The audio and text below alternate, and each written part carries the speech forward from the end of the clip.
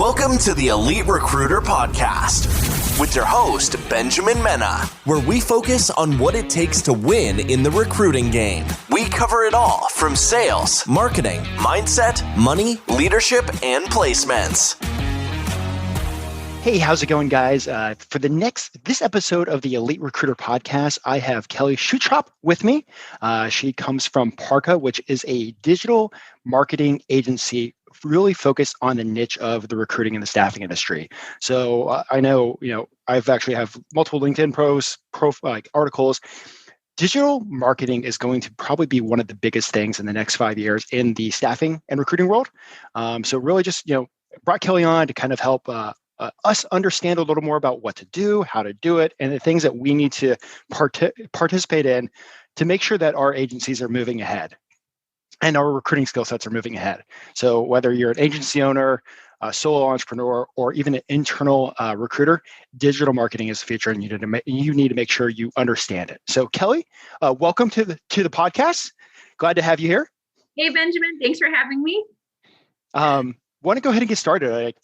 First of all, I know that you're solely focused on the recruiting space, but how did you get into digital marketing and how did you get into recruiting? That's a great question. I mean, just like everybody, I kind of fell into this particular industry on the recruiting and staffing side. But quick mini background. So I actually studied marketing and public relations in college. Okay. Something that I always wanted to get into ever since high school, just fascinated me. And then went to a large ad agency that was industry agnostic, working with the mammoths of the world right out of school, and got some cool exposure to what it was like working with big brands. Okay. But then pretty quickly shifted to be focused on the agency brand itself.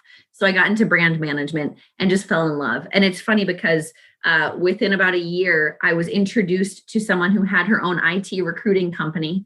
Okay. And it was just her. And through a network connection, she was like, God, I need marketing. I don't know what that means, but I need it.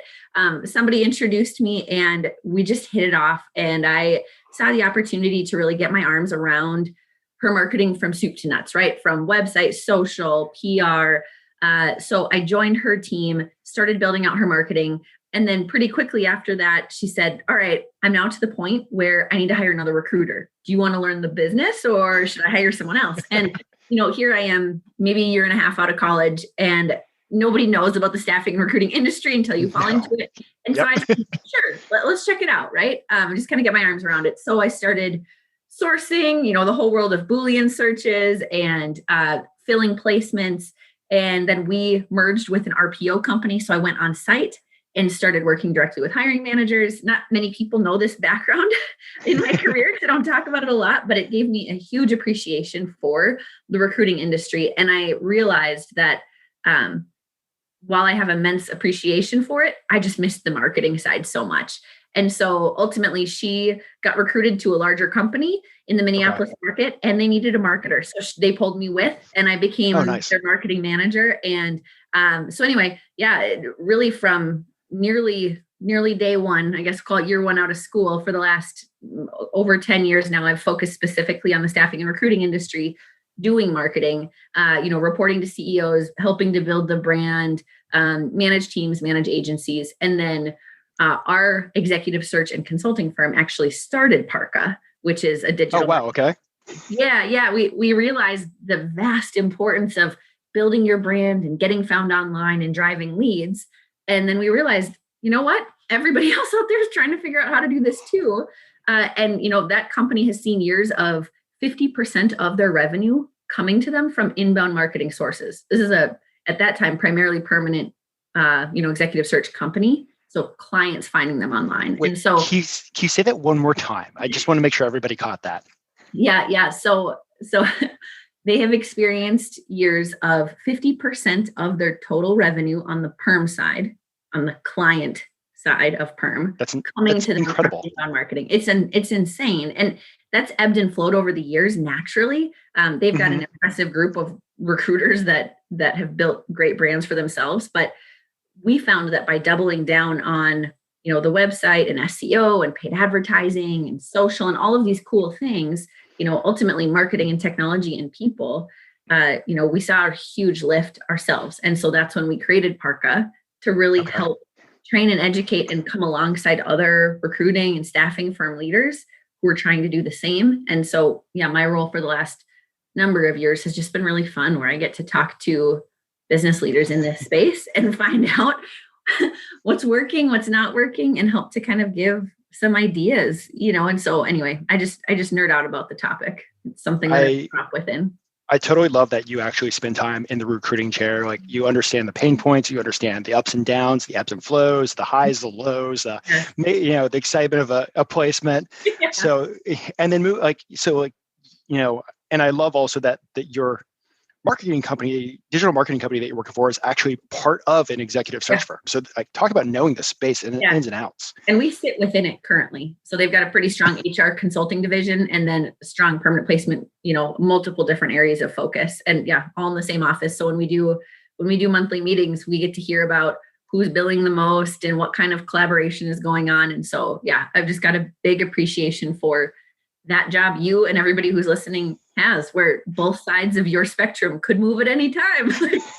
No one else sells something that can change on them, You've got the candidate side and the client side, and then your branding, and then from a marketing perspective, it's its own animal, because you need to attract clients, depending on the business model, whether it's staffing or certain types of search, you need to attract clients through marketing. And then you also want to attract great internal talent, right? Like, as you're growing, you need to scale with more recruiters and people on your leadership team. So, yep.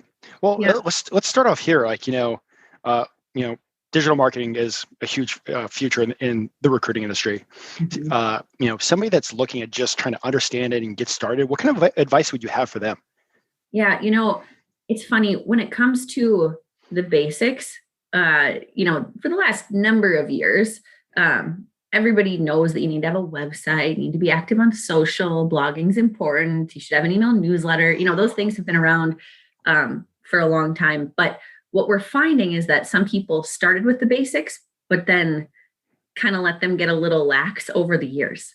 So I would say one really important thing is just look at your website as though you are your client or your potential client or your potential candidate. Like, is it all jargon? Like, do you have to scroll way down to even find out what you specialize in? Like, do you have what we call practice area pages that say, if you're an IT recruiter, like what roles those are? Because this industry is one that people could set up a shop in their garage, make their site look good, and that website can look identical to a company that has 40 employees if they don't have a face on it. And it's nuts. So bringing in like actual client testimonials and like, who are your recruiters and like, what's the flavor that they bring to this process? And so some of the basics I would say is just like reevaluate your website. Is it stuck in the past? Is it actually more than a brochure? Like, is it able to be a salesperson for you? Because it's the only thing that never goes to sleep at night, And then the other thing I would say is be mindful of how you are interacting with your audience. Like everybody used to blog for the sake of blogging, and that's no longer helpful anymore. Like if you tell me that you need to attract clients and everything you blog about is top 5 interview tips, like that doesn't help, right? And so anyway, I think it's more just reevaluate what you're doing and say, if I were the person I'm trying to get in front of, would I be able to? Okay, cool. Where do you see the, digital marketing going in the recruiting space over the next 5 years? Yeah. There's actually a really interesting top 10 staffing technology trends list out there floating around right now. It was created by Maurice Fuller, who founded Staffing Tech. And we actually just highlighted it on Parqa's LinkedIn. And it's one of those things where there's so much coming down the pipeline. We talk about things like websites and blogs, and everybody's like, yeah, been there, done that. And marketing automation is something that has been a discussion point for the last few years, basically being able to automate processes, so we used to have everybody was in phone books and everybody was looking at billboards, and then everybody was doing Boolean searches and then now you're getting to this point where autonomous staffing is going to start happening, where you are having those really interesting key conversations with candidates, and then they get into your system. But instead of having to do another search to find them, the direction this industry is going is that the technology will be so sophisticated that you just input what you want, and it will recognize the top candidates and message them for you. And so then recruiters start to really focus on those high touch efforts. And I don't know that every single nuance of this industry is going to adopt it. You know, someone who's doing light industrial hourly staffing is always going to have a different approach than someone doing executive level retained search. But some of those things around, autonomous staffing and even marketing automation to stay in front of people that you don't have time to and provide them with thought leadership. Like those are some of the things I'd say pay attention to. Sense, hear, fish, stuff like that. I know the discussion around AI is always like the AI is coming, it's going to like hurt everybody. It's going to be there to save the day. It's going to be there to like actually, make it so we have more meaningful conversations and actually bring the human touch in there. But when you say like, fully autonomous staffing, I think Amazon is doing that in some of their warehouses where people are actually getting hired and show up at work and they've never actually touched or dealt with a single human being until they show up. Yeah. Well, it's funny because, in the spirit of learning more about this, I recently hosted a fireside chat with Maurice Fuller, who created that list, top 10 trends list for staffing technology. And when I asked him, like, do you think recruiters should be nervous about this or happy? His take is actually, it's a really good thing because most recruiters don't get into the business and go, man, I wish I could do Boolean searches all day. Like, man, I wish I could just source all the candidates. It's like, the thing that's exciting is having the meaningful conversations.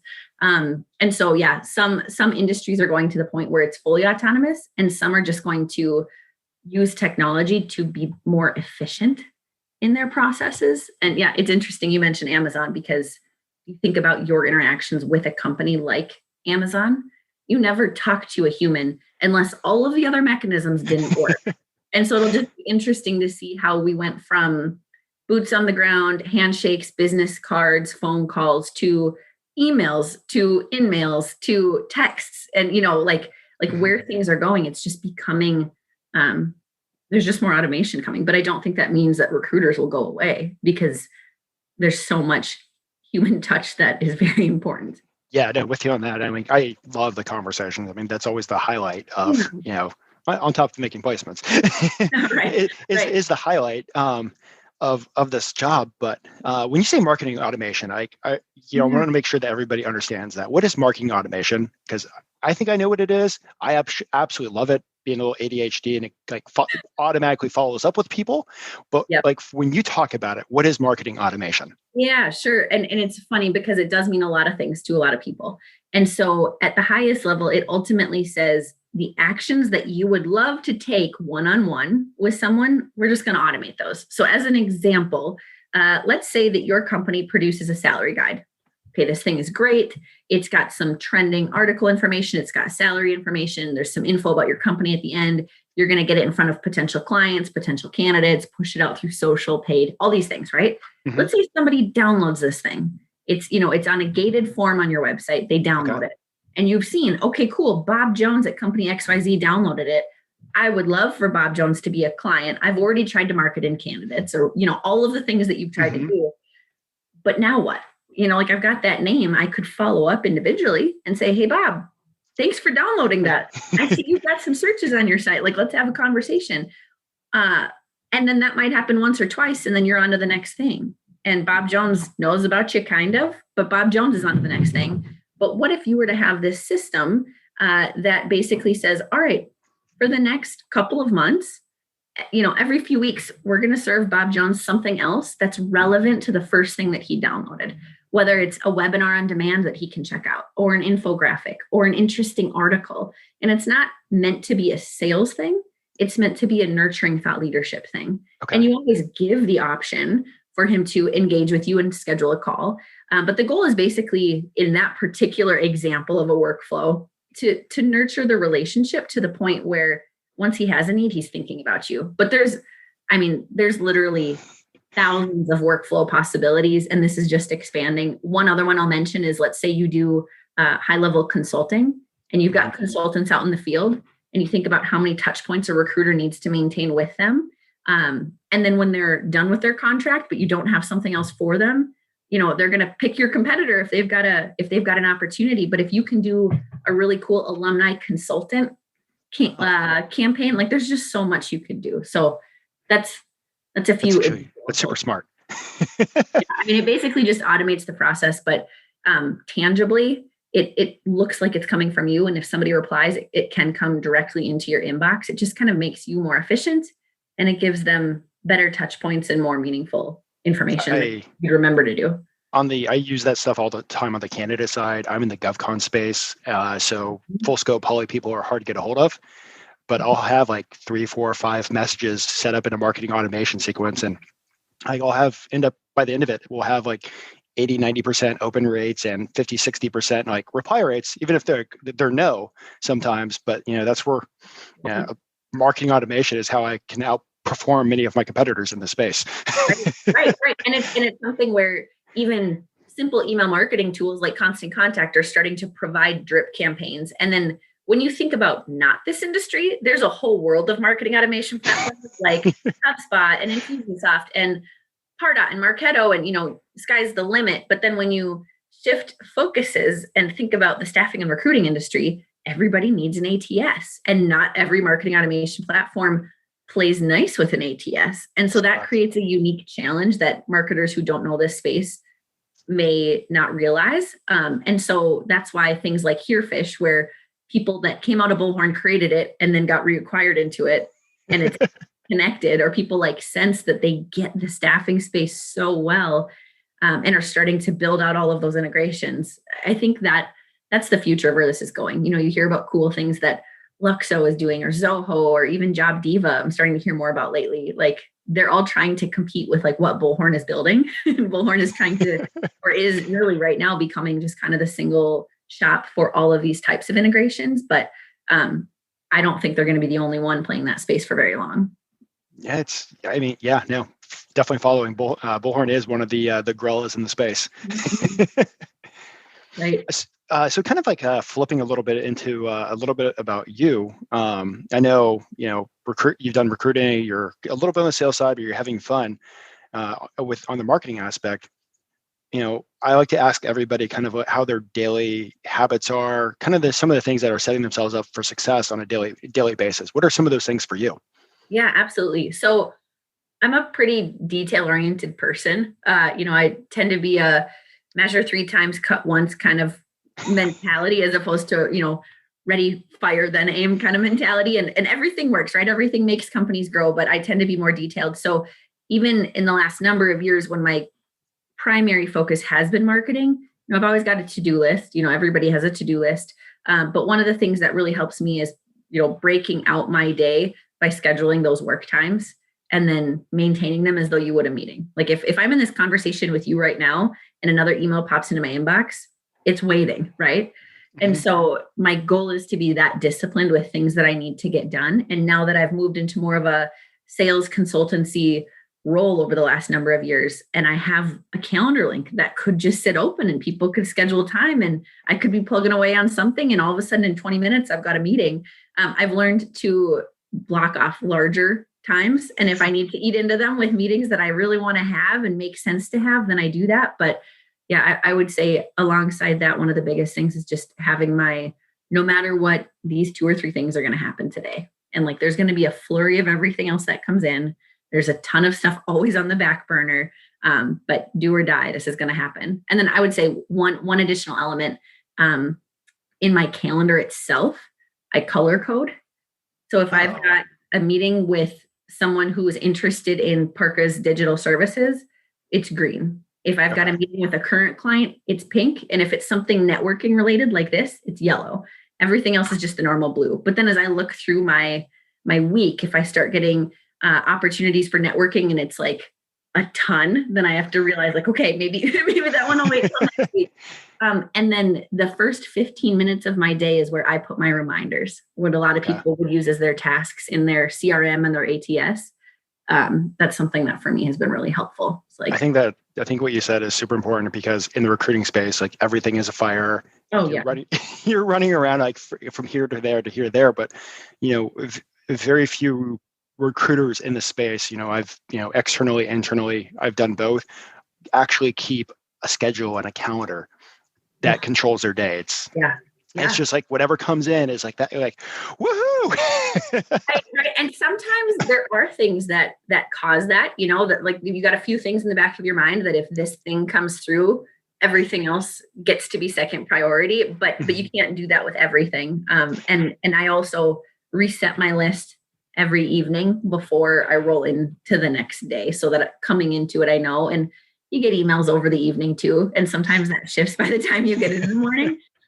But I just keep it literally as a email draft open in my Outlook, and that becomes my rolling to-do list. So it's easy to modify and can do it on the fly. And kind of flipping to that a little bit, another question I ask everybody is like, what is your favorite book, the book that's had the most impact on either your career or most impact on you recently? That's a good question. So there's a fascinating book. It's been out there for a long time. You've probably heard of it. It's called The 4-Hour Workweek. And it's both a fascinating, exciting book and a super challenging book for someone like me, because I like to do things efficiently. I like to clip along, and that phrase of an achiever, that's something that I identify with. And so when I first started reading this book, and I'm actually still working through it, and I know it's been out a long time, but it's something that the premise is, you should be able to do all your work in less time, and you don't fill it up with more work. You just use 20% of your time to do 80% of what you need to do. In normal USA day-to-day life, that's not practical from an employer standpoint. So I'm not necessarily proposing everybody should go out and trim down their weeks to 4 hours.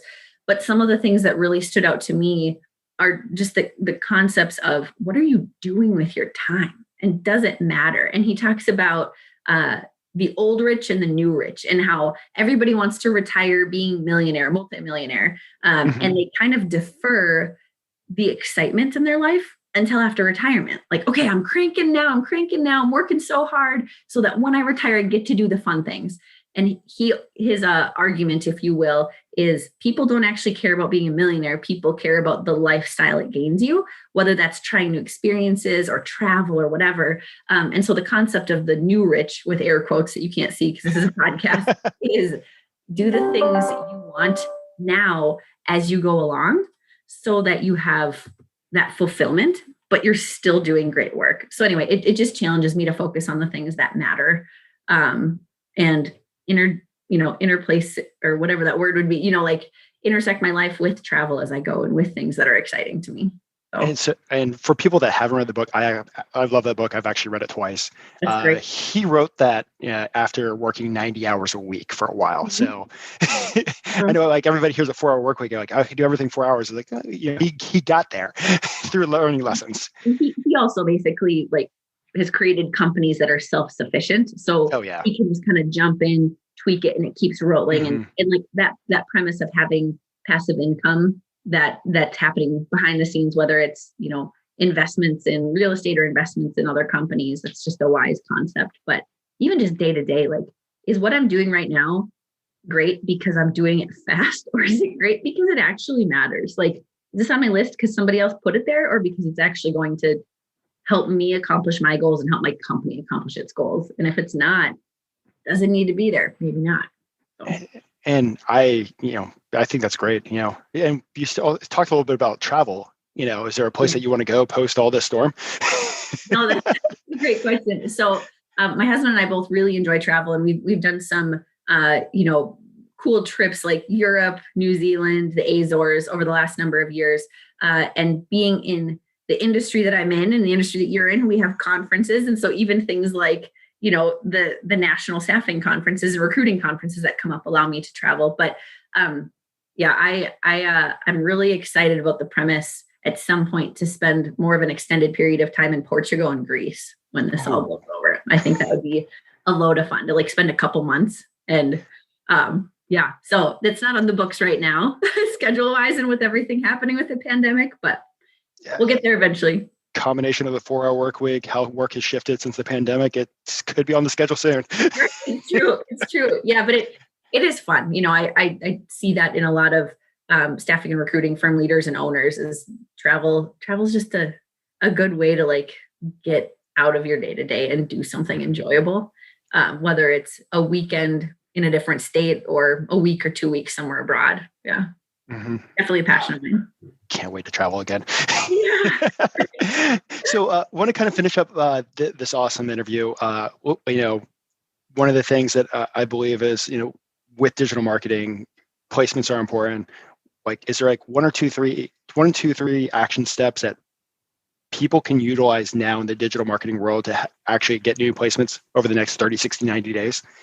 Great question. So it's funny. I would say LinkedIn is becoming more of a digital handshake than ever before. And I'm not talking about, slamming out in-mails and just kind of, the classic things that you do to get in front of a ton of people. I mean, building your own brand, right? Because just like in digital marketing, recruiting can be seen as a commodity, right? Like there's a million digital agencies. Okay, there's a million staffing and recruiting firms. There's a million people that specialize in just about anything you could possibly think about. And even just what you're doing by creating a podcast and, things like that, where you're having conversations with people and you're learning and they're learning from you. Why not share that with the world? And, the more that you can become a thought leader in the space that you specialize in, the more it will help ultimately your end person, whether it's your client or your candidate. And so I would say that's the number one thing. Like if you're spending all your time on all of the hustle, right? Like you can't really stop the hustle, but at the same time, like you can work a little bit smarter. And, ever since I got into this role, like we're a digital company. We've specialized in that for ourselves too. So we get a lot of inbound conversations through things that we're doing, different marketing strategies. But even in the last year and a half, a lot of the conversations we're having happen because somebody happens to see something I'm sharing or interacting with someone else on LinkedIn. And so that's how we got connected. Yes, it is. Exactly.